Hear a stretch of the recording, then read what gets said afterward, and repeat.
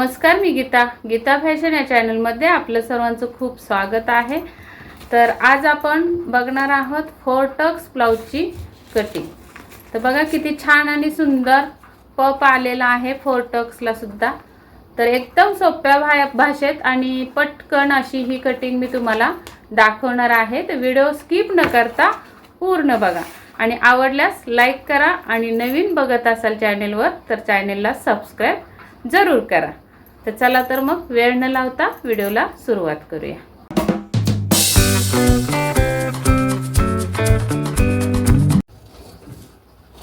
तर कागद पहिला मी घेते हे करून व्यवस्थित एका रेषेत सरळ कट करून, तिरकस कट असतो ना म्हणून। तर सुरुवातीला आपण 1 इंचाची अशी खून करून घेऊया। मी अगोदरच का खून करून घेतेय तर मी याच कागदावर तुम्हाला पाठीमागचा भाग कट करून दाखवणार आहे आणि त्यानंतर तुम्हाला त्याच कागदावर पुढचा भाग कट करणार आहे। म्हणजे कागद वेस्ट जाणार नाहीये, कारण फक्त आणि फक्त तुमच्यासाठी ही कटिंग दाखवते मी। मला काय पेपर पॅटर्न नकोय। तर अशी ही फोल्ड करून घेतलं मी 1 इंच। त्यानंतर आपल्याला ब्लाउजची उंची टाकायची। जर 13.5 असेल तर 14.5 वर खून करून घ्यायचे। अशा पद्धतीने अजून थोड्या अंतरावर 14.5 वर खून करायचे। आणि आपण ही कटिंग कशाची बघतोय तर फोर टक्स ब्लाउजची कटिंग बघतोय। तर इथे जर तुम्हाला बंद गळा असेल तेव्हा तुम्हाला शोल्डरचे निम्मे घ्यायचे। बोट नेक असेल तर शोल्डरच्या निम्म्यातून अर्धा इंच कमी आणि डीप नेक असेल तेव्हा तुम्हाला गळ्यानुसार घ्यायचंय। साधारण आपण 5.5 वर खून करून घेऊया डीप नेक साठी। इथे सुद्धा 5.5 वर खून करून घेऊया। या पद्धतीने आपल्याला 6 इंच मुंड्याची लाईन आखून घ्यायचे। 36 इंच मापाचा ब्लाउज आहे हा। दाखवते माप तुम्हाला मी। 36 चा चौथा भाग, त्यामध्ये 1.5 इंच शिलाई मार्जिन। इथं तुम्ही 2 इंच सुद्धा शिलाई मार्जिन घेऊ शकता। तर इथं जेवढा आलेला आहे 10.5 एवढं डायरेक्ट इथं 10.5 वर खून करणार आहे मी। मोजत बसणार नाही। अगदी नवीन शिकत असाल तर तुम्हाला एकदम सोपं व्हावं म्हणून या पद्धतीने शिकवते।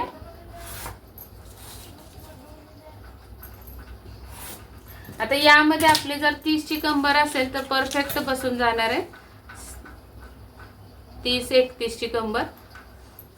31 असेल तर बघा 7.25 वर ही चौथा भाग आला आणि 1 इंच हा टक्सचा आला आपला आणि 1.5 इंच शिलाई मार्जिन आली। त्यानंतर इथे आता मुंड्याला आकार कसा द्यायचा बघा।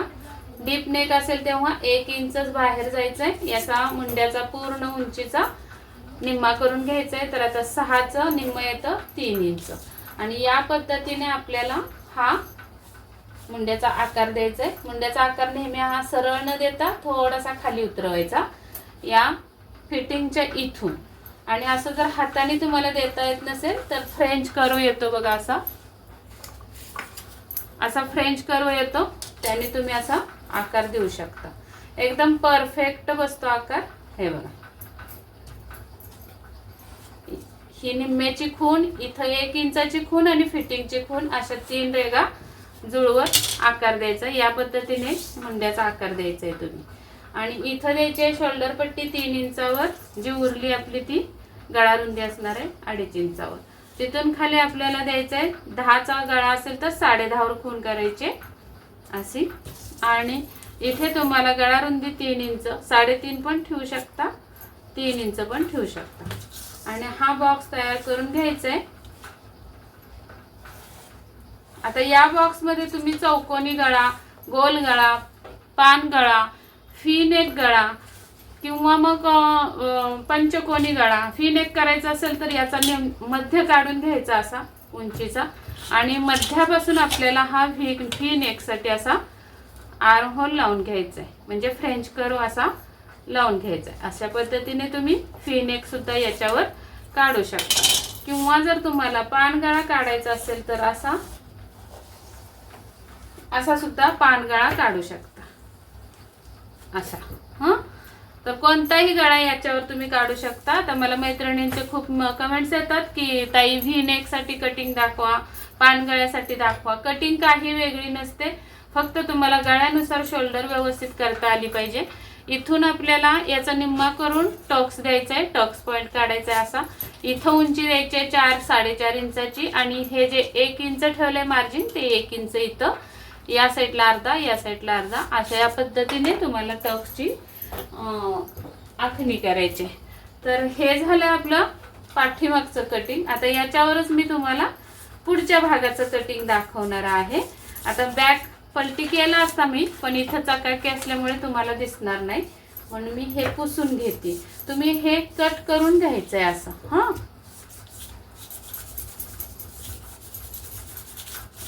सेम असंच कट करायचा कागद हा आणि तो कागद आपल्याला दुसऱ्या कागदावर छापून घ्यायचा आहे. मी आता हे बाहेरून कट करून घेते, इकडचं दाखवते. हा मुंडा कट करून घेते असा.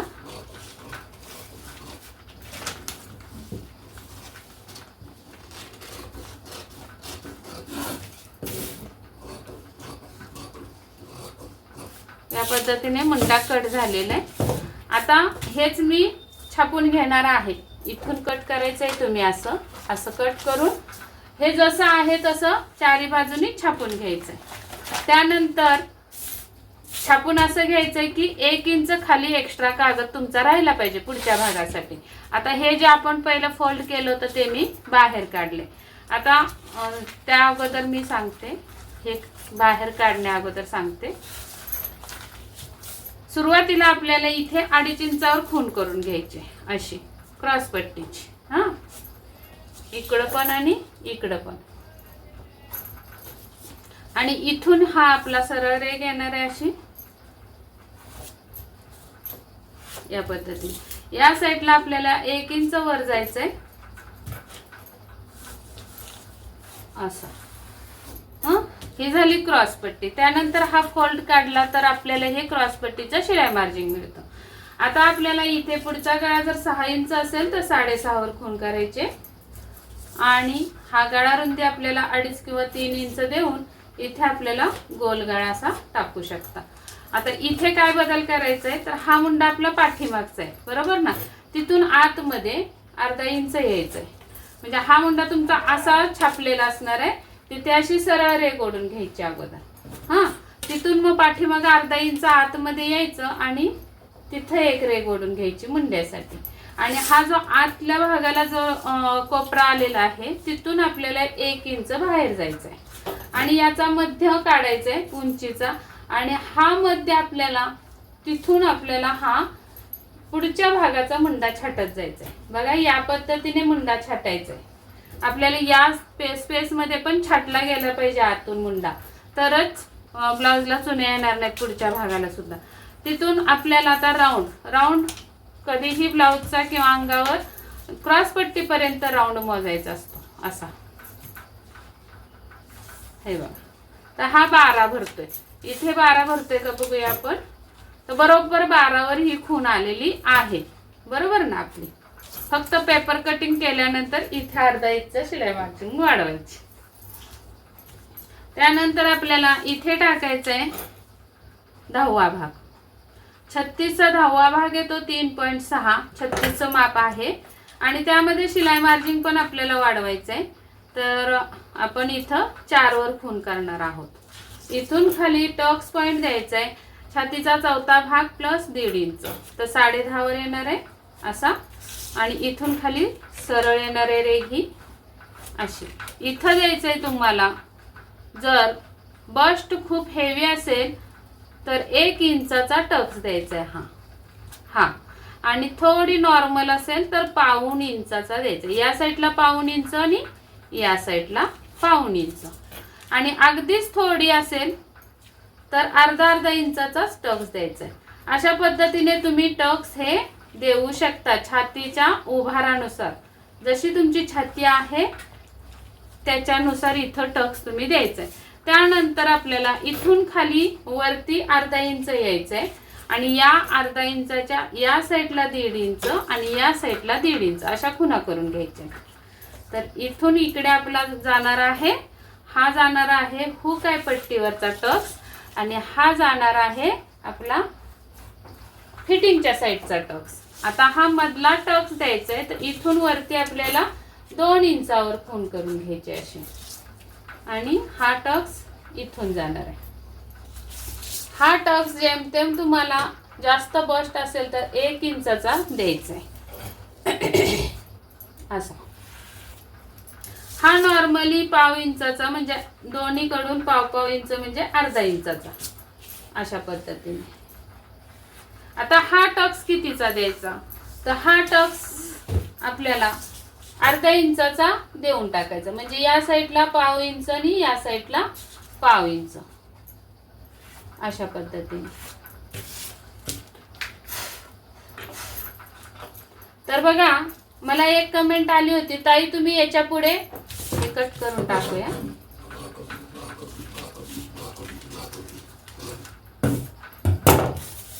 ताई तुम्ही याच्या पुढे टक्स साठी अजिबात मार्जिन दिलं नाही, तर मग कसा काय पप येणार? पप तर यायला पाहिजे ना ब्लाउजला. हा, पप आता 1 इंचाचा टक्स मारल्यावर पप तर येणारच आहे. मी तुम्हाला कटिंग करून दाखवते, कारण आपण हे जे माप घेतले, पाठीमागचा भाग कट करून घेतला आणि तो छापून घेतलाय. पाठीमागच्या भागाला आपण 1 इंचाचा टक्स दिला होता इथं, तो इथं टक्स 1 इंचाचा बसलेला आहे. तर हे कटिंग करून दाखवते, मग तुमच्या लक्षात येईल.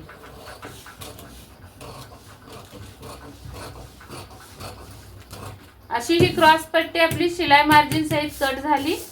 इथे पुढच्या भागाचा मुंडा कट करून घ्यायचा आहे. मी तुम्हाला टक्स मारून पप किती आलाय ब्लाउजला ते पण दाखवणार आहे. इथे हा गळा सुद्धा कट करूया.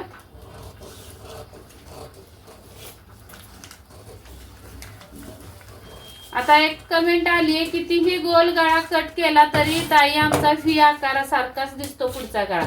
तर ताई तुम्ही इथं शिलाई, इथं जी रुंदी देतो आपण गळ्याला ती खूप कमी देत आहे, 2.25 किंवा 2.5च देत आहे. 3 इंचाची रुंदी देऊन बघा, 3 किंवा 2.25 इंचाची, म्हणजे हा गळा गोलाकार मध्ये येईल. आता हा टक्स कट करते मी, एका साईडनी ठेवते याला आणि एका साईडनी बरोबर कट करते असा, आणि हा आपल्याला इथे लावून घ्यायचा आहे असा. हे बघा,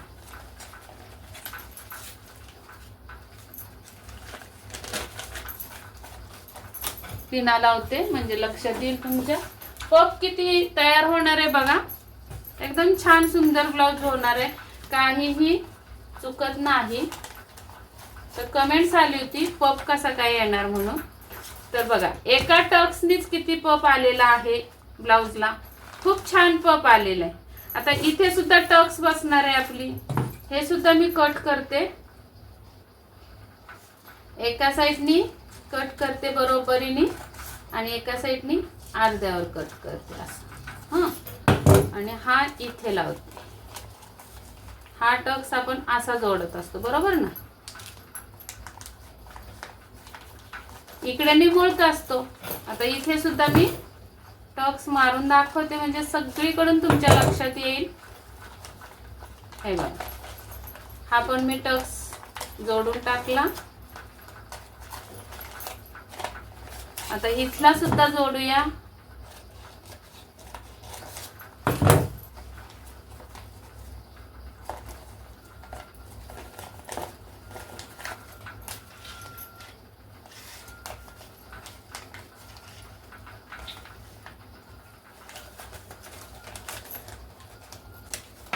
बघा किती सुंदर छान पप आलेला आहे ब्लाउजला, आलाय की नाही.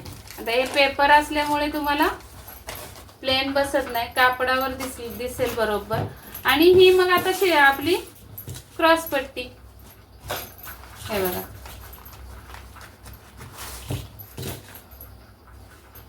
या पद्धतीने ही क्रॉस पट्टी 1 इंच वाढलेली असते आपली. पाठीमागच्या भागासाठी क्रॉस पट्टी काढली बघा. कमरेचा चौथा भाग, समजा 30 इंचाची कंबर असेल तर 7.5 वर खूण करायची.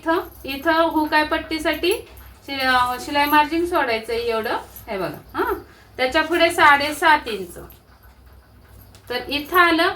आणि आपण हे 1.5 इंचाचं शिलाई मार्जिन दिले, ते 1.5 इंचाचं शिलाई मार्जिन. ही एवढी पट्टी एक्स्ट्रा आहे, ती आपण ब्लाउज शिवल्यानंतर कट करत असतो. तर हे बघा, एकदम व्यवस्थित आणि परफेक्ट बसलेली आहे. फक्त पुढच्या भागाला तुम्हाला कटिंग करणार. जेव्हा आपण पाठीमागचा भाग छापतो तेव्हा इकडे शिलाई मार्जिन 0.5 इंच असं एक्स्ट्रा द्यायचंय. आणि अशा पद्धतीने तुमचा हा ब्लाऊज होणार आहे. किती छान आणि परफेक्ट पफ आलेला आहे बघा. आलाय की नाही पफ? तर चला, हा पण व्हिडिओ आवडला असेल तर नक्की लाईक करा. नवीन बघत असाल चॅनलवर आपल्या तर सबस्क्राईब जरूर करा. भेटूयात पुढच्या व्हिडिओमध्ये. तोपर्यंत स्वस्त राहा, मस्त राहा, काळजी घ्या. व्हिडिओ पूर्ण बघितल्याबद्दल धन्यवाद.